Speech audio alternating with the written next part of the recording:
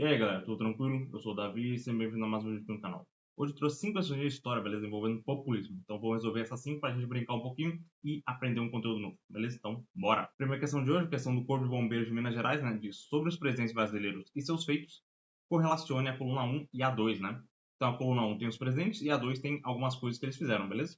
Então vamos analisar a coluna 2, né? Responsável pela criação da Petrobras e do BNDE, né? Ele tá falando obviamente do Getúlio Vargas. Então aqui já é o 5. Daqui a gente já pode matar, né? Seria a letra A. Fica bem sem graça essa questão aqui. A segunda diz: teve seu governo marcado pelo desenvolvimentismo, estabelecendo o plano de metas, né? Tá falando, obviamente, do JK, que também prometia 50 anos de progresso em 5 anos de governo. A terceira diz: no início do governo teve uma construção elaborada que se pautou pelo Plano SALT. O Plano SALT foi feito pelo Eurico Gaspar Dutra, né? Então aqui é o número 1. A quarta diz: teve seu governo, apesar de rápido, a implementação do parlamentarismo, né? Está falando, obviamente, do João Goulart. A maior parte do governo dele foi sobre o sistema parlamentarista, né? Depois que o Jânio Quadros deu o alto golpe, a ida do João Goulart ao governo, né, à presidência, não foi tão bem aceita, vamos dizer assim, né? E o resultado foi implementação do sistema parlamentarista. Beleza? E a última, obviamente, né, teve como símbolo sua campanha uma vassoura para limpar a vida política nacional, combater a corrupção, né? Temos o homem da vassoura, né?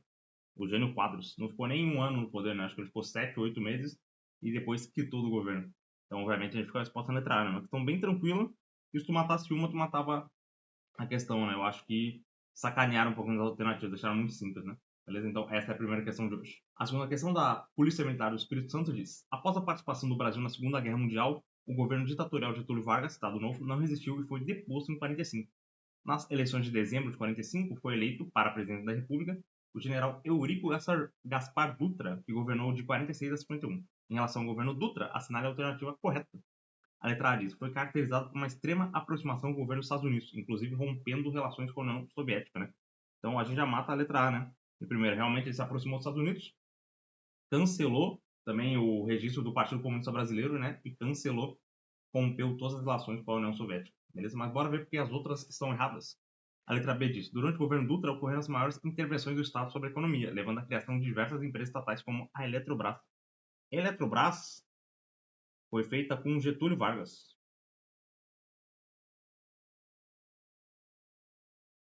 Depois do Dutra, né, o Vargas volta a ser eleito em 51 e uma das criações dele é a Eletrobras, né, em 1954.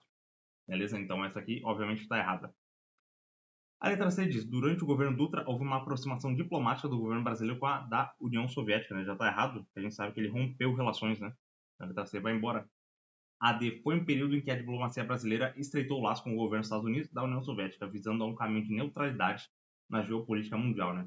Durante a Guerra Fria não tinha essa brincadeira de neutralidade. Ou você estava junto dos Estados Unidos ou você estava junto da União Soviética, né? E o Brasil escolheu estar junto com os Estados Unidos, beleza? A letra E diz: apesar de a eleição de Dutra ser considerada um retorno à democracia do Brasil, sendo ele eleito por meio da votação popular durante o seu governo, foi mantida a Constituição de 37, né, de cunho ditatorial elaborada durante o governo, o Estado Novo de Vargas, né, também está errado, ele criou uma nova Constituição, né, a Constituição de 1946. Beleza? Então ele não continuou com a Constituição do Estado Novo. Beleza? Então realmente a gente ficou exposto no letrado. Também é uma questão bem tranquila. Daí. Terceira questão, a questão da Polícia Militar do Paraná, beleza? Diz: a realização da Copa do Mundo no Brasil reacendeu o debate sobre os usos políticos do futebol. Sobre as relações históricas entre política e futebol, considere as afirmativas abaixo. A primeira diz: durante o governo de Gênio Quadros, em 1961, o futebol é o esporte mais praticado pelas elites, e por isso os negros foram proibidos de compor a seleção brasileira de futebol. Isso realmente aconteceu, os negros foram proibidos de participar da seleção, mas isso, na verdade, foi na década de 1920. Beleza? O presidente não era o Jânio Quadros, o presidente era o Epitácio Pessoa. Beleza? Ele tentou fazer deixar a seleção mais branca, vamos dizer assim, né? E proibiu os negros de participar da seleção. Principalmente quando o Brasil foi para a Copa América de 1921, né? A gente tinha o melhor jogador da nossa época, o Arthur Frederic. Antes do Pelé, ele era o principal jogador brasileiro. E ele também não foi convocado, né? Justamente por causa disso. Então, os negros foram proibidos, mas foram na década de 20 com o Epitácio Pessoa, e não com o Gênio Quadros, né? O Jânio Quadros tem uma coisa interessante, que ele transformou o Pelé em algo como alguma coisa muito importante do Brasil, né? Um patrimônio histórico. Tanto que ele não deixava o Pelé ser vendido para times de fora. Ele só podia ficar aqui no futebol brasileiro. Então a primeira está errada. Já pode ir na a letra A letra B e a letra D, né? A gente fica entre D e E. Aqui já está assinalada, né? Porque eu peguei a prova e já estava marcada a letra D, mas enfim, vamos ver porque que ela está certa, né? A segunda diz, no primeiro governo Vargas, né, de 30 a 45, durante a Segunda Guerra Mundial, houve a proibição de times fundados por imigrantes adotarem nomes estrangeiros, como os dois Palestra Itália, né? O Paulista e o Mineiro, que viraram respectivamente o Palmeiras e o Cruzeiro. Isso aqui tá certíssimo, né, velho? Depois, durante a Segunda Guerra, tentou ignorar um pouco os países do eixo, né? A Alemanha e a Itália, por exemplo. Então, esses times fundados por estrangeiros que tinham alguma coisa a ver com o eixo, ele obviamente proibiu, né? O Palestra Itália, os dois Palestra Itália tiveram que mudar de nome, né? Agora a gente tem Palmeiras e Cruzeiro, beleza? Então a 2 está corretíssima. A 3 diz, o governo militar de 64 a 85 aproveitou a Copa de 70 para fazer propagandas ufanistas, além de constituir, em 71, um campeonato brasileiro, dentro da política de integração nacional, com o objetivo de envolver o maior número de estados. Está corretíssimo isso também, né? O governo militar aproveitou bastante a Copa de 70, principalmente o título da Copa de 70, né, para fazer propaganda. O Brasil ame ou deixe, né? E em 71 realmente foi criado o Campeonato Brasileiro, tentando abranger mais os outros estados, né? Todos os estados. O Campeonato Brasileiro, se não me engano, vai desde 59, mas ele não era assim tão democrático, vamos dizer, né? Não eram todos estados que participavam. A partir de 71 começou a ter mais inclusão dos outros estados, beleza?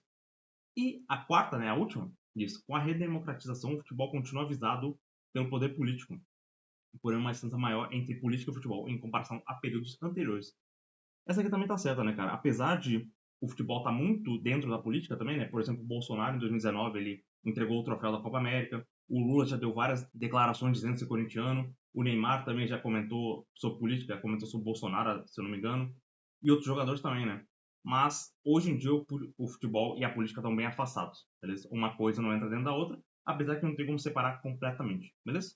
Então, a 4 também tá certa. A gente fica com 2, 3 e 4. Então, realmente, a resposta aqui é na letra D. Beleza? A quarta questão, a questão da ESA diz: para controlar gastos e investimentos, priorizando saúde, alimentação, transporte e energia, foi criado o Plano SALT, que tem esse nome por ser a sigla composta pelas letras iniciais das prioridades. É correto afirmar que o Plano SALT foi lançado no governo dele. A gente já falou do Plano SALT aqui, né? Obviamente ele foi lançado pelo Eurico Gaspar Dutra, beleza? Em 1949 ele foi proposto, em 1950 ele foi assinado, né? Começou a trabalhar nele, e em 1951 ele foi abandonado, né? Já ignoraram o plano, ele não deu certo. Tinha bastante dinheiro para saúde, tinha bastante dinheiro para alimentação, mas não tinha para transporte nem para energia.